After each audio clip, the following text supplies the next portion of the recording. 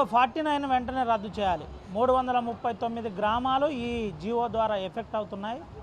Tadoba ఫారెస్ట్ను connectivity చేస్తూ ఇటు Kawal reserve ఫారెస్ట్ను connectivity చేసే జీవో మా బతుకులకు అన్యాయం చేస్తుందని ఆదివాసీ సంఘాలు ఈరోజు ఆదిలాబాద్ జిల్లా బంద్కు ఇచ్చిన పరిస్థితి. బంద్ సంపూర్ణంగా కొనసాగుతుంది. అటు ఆదిలాబాద్లో ఆర్టీసీ బస్టాండ్ దగ్గర ఇప్పటికే నిరసనలు కొనసాగుతున్నాయి. ఇటు ఆసిఫాబాద్ బస్ స్టాప్ దగ్గర నిరసనలు కొనసాగుతున్నాయి. ఇటు వ్యాపారులు అదేవిధంగా ప్రజలు కూడా స్వచ్ఛందంగా ఈ బంద్కు మద్దతు పలుకుతున్న పరిస్థితి. మంచిర్యాల నిర్మల్లో బంద్ పాక్షికంగా కొనసాగుతున్న పరిస్థితి. ఇప్పటికే పలు సంఘాలు మద్దతు పలికాయి. దాంట్లో ఒకటి సిపిఎం. మనతో పాటు సిపిఎం నాయకులు ఉన్నారు, మాట్లాడదాం. అన్న, ఏంది పరిస్థితి?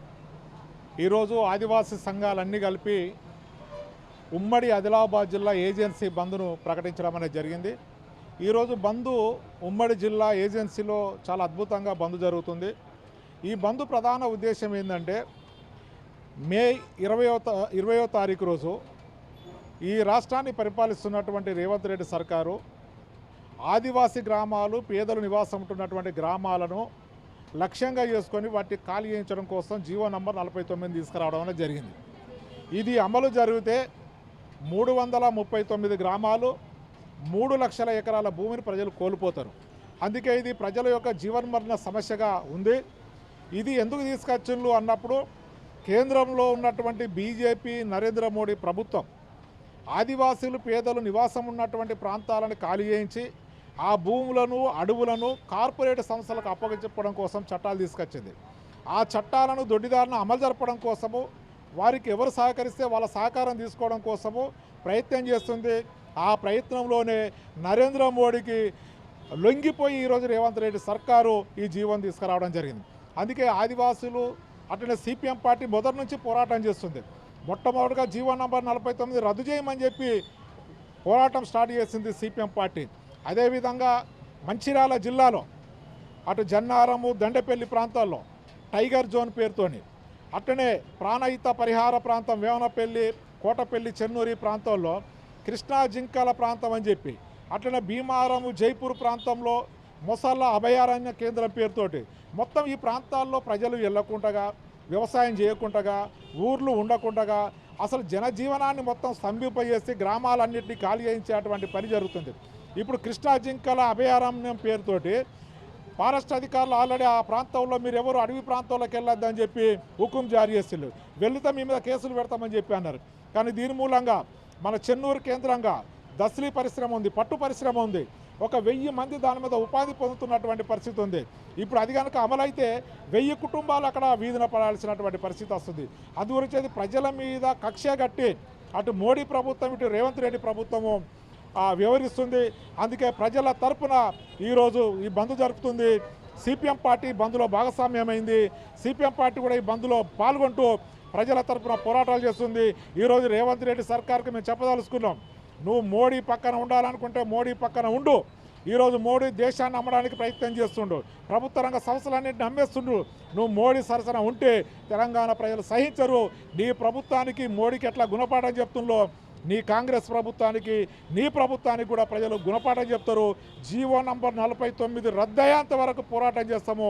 ఒకవేళ ప్రభుత్వం మీనావేశాలు ఎక్కలేకేస్తే రాబోయే కాలంలో ఈ బంధులే కాదు మరిన్ని పోరాటాలు కూడా తీసుకొస్తామని చెప్పి సందర్భంగా తెలియజేస్తున్నాం. ఇది పరిస్థితి. టైగర్ కన్జర్వేషన్ పేరుతో జరుగుతున్న అన్యాయం ఏదైతుందో దీన్ని మేము వ్యతిరేకిస్తున్నాం. ముఖ్యమంత్రి దీనిపై స్పందించాలి. స్పందించకపోతే ఉద్యమాన్ని తీవ్రతరం చేస్తామని చెప్తున్నాం. మరో కామ్రేడ్ ఉన్నాడు.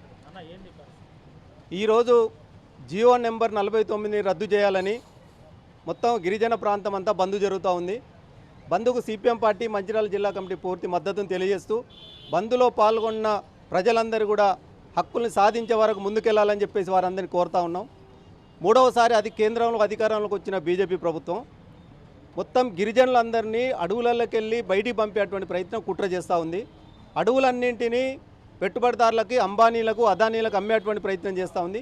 అందులో భాగంగానే అనేక జీవోలు తీసుకొచ్చింది. మన రాష్ట్ర ప్రభుత్వం జీవో నెంబర్ 49 తీసుకొచ్చింది. జీవో నెంబర్ 49 అంటే ఇప్పుడు ఉన్నటువంటి మొత్తం గుడాలన్నింటినీ, గ్రామాలన్నింటినీ ఖాళీ చేయడం, భూములలోకి వెళ్ళి పేదల్ని వెళ్ళగొట్టడం, ఆ భూములన్నింటినీ పెట్టుబడిదారులకు ఇవ్వడం కోసం ఒక కుట్ర జరుగుతూ ఉంది.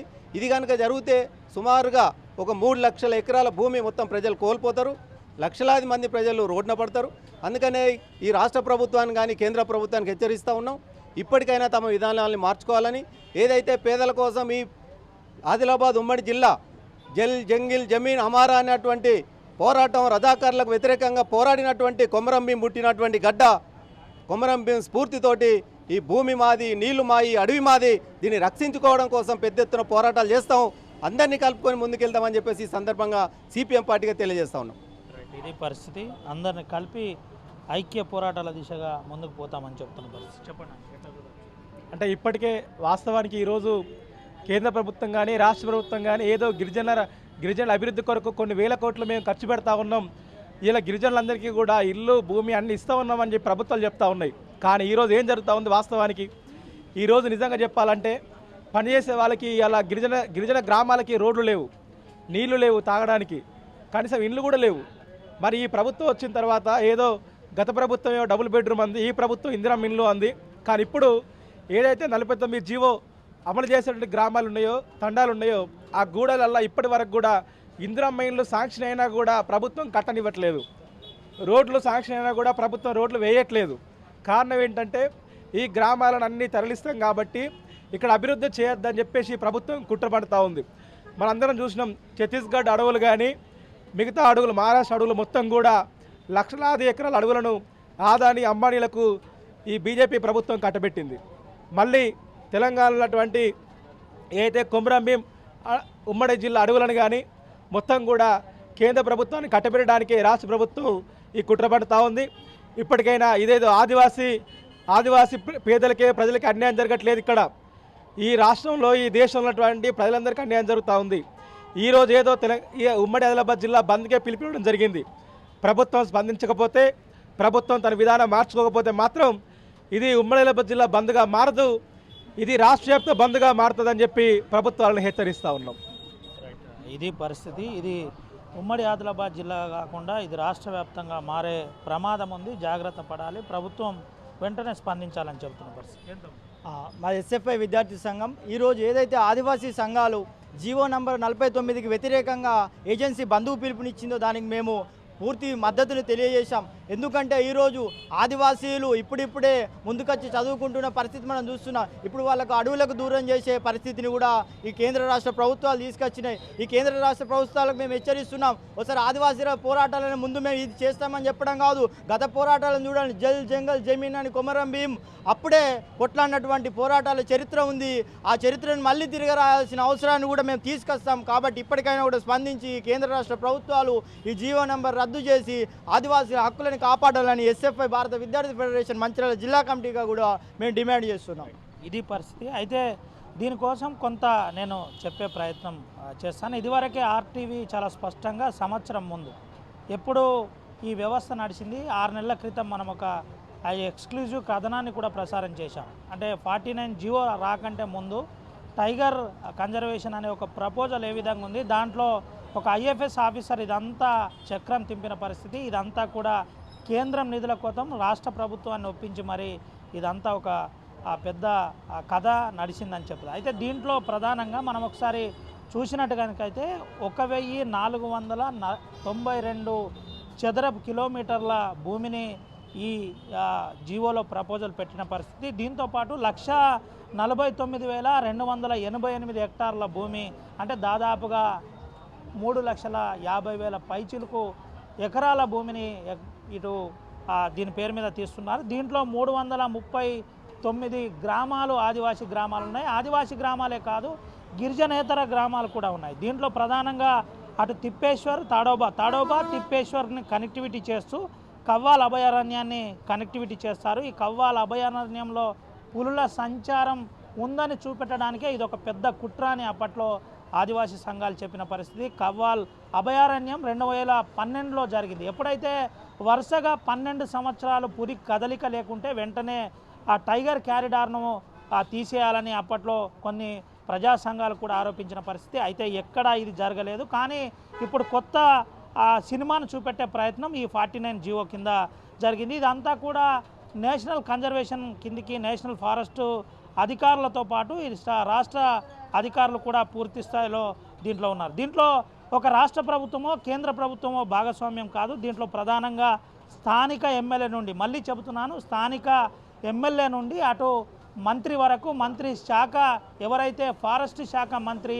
ఇప్పుడున్న కొండా సురేఖ ఉందో తెలియకుండానే దాని మీద సంతకం పెట్టినరా, చర్చ జరిగిన తర్వాత పెట్టినరా, ఏం జరిగిందన్న కోణంలో ఇప్పటిదాకా ఒక స్పష్టత రాలేదు. అయితే ఇప్పటికే రాష్ట్ర ప్రభుత్వం దీన్ని మేము వ్యతిరేకిస్తున్నాం, నిజంగానే ఆదివాసులకు ఇబ్బంది ఉందని కొంత గిరిజన ఎమ్మెల్యేలు ఎవరైతే సీతక్క కావచ్చు, కోవలక్ష్మి కావచ్చు, వెడుమ బొజ్జు కావచ్చు, ఇలా కొంతమంది వారు తీర్మానం చేసి పంపినప్పటికీ ఆదివాసీ మనుగడకే ప్రమాదం ఉందని చెబుతున్న పరిస్థితి. అయితే ఇదంతా కూడా ఆసిఫాబాద్, కాగజ్ నగర్, అక్కడ నుండి చెన్నూరు డివిజన్ను కూడా దీంట్లో ఇంక్లూడ్ చేసే పని జరిగింది. ఇదంతా కూడా ఇటు కవ్వాల్ టైగర్ క్యారిడార్కు కనెక్టివిటీ చేస్తారు. కనెక్టివిటీ అనంతరం ఇదంతా ముందుకు సాగుతున్న పరిస్థితి కనబడింది. అయితే ఐక్య ఉద్యమాలు దీనిపై తీవ్రతరం చేస్తామని లెఫ్ట్ సంఘాలతో పాటు ఆదివాసీ సంఘాలు హెచ్చరిస్తున్న పరిస్థితి. ఈరోజు ప్రశాంతంగా బంద్ జరుగుతుంది, కానీ దీన్ని హింసాత్మకంగా మారే ప్రయత్నం రాష్ట్ర కేంద్ర ప్రభుత్వాలు చేయొద్దు. వెంటనే ఈ జీవోను రద్దు చేయాలి. ఈ జీవోను రద్దు చేయకపోతే మాకు అడవిని దూరం చేసే ప్రమాదం ఉంది. ఆ కుట్ర జరుగుతుంది. ఇప్పటికే మధ్య భారతంలో ఛత్తీస్గఢ్లో ఇలాంటి యథార్థాలు కొనసాగుతున్నాయి. కాబట్టి అలాంటి యథార్థం మా రాష్ట్రానికి, మా ప్రాంతానికి రావద్దని ఆదివాసీ సంఘాలు సూటిగా చెబుతున్న పరిస్థితి. బంద్ ప్రశాంతంగా కొనసాగుతుంది. కొమరంభీం, ఆసిఫాబాద్ జిల్లా కావచ్చు, అటు ఆదిలాబాద్ జిల్లా కావచ్చు, ఇప్పటికే బంద్ కొనసాగుతున్న పరిస్థితి. ఇటు నిర్మల్, అదేవిధంగా మంచిర్యాలలో పాక్షికంగా బంద్ కొనసాగుతున్న పరిస్థితి కనబడుతుంది. ఆదివాసీ సంఘాలు రోడ్డుపై వచ్చాయి, వ్యాపారస్తులు స్వచ్ఛందంగా సహకరిస్తున్న పరిస్థితి అయితే కనబడుతుంది. Over to studio. తెలుగులో ఫాస్టెస్ట్ న్యూస్ ఇప్పుడు కొత్త అవతారంలో 5 సెకండ్లోనే పూర్తి వార్తా సమాచారం మీ చేతిలో. సోషల్ మీడియా ట్రెండ్స్ మీ కళ్ళ ముందుకే live TV and voice search ఆప్షన్స్తో ఇప్పుడే డౌన్లోడ్ చేయండి. యాప్ లింక్ డిస్క్రిప్షన్లో ఉంది.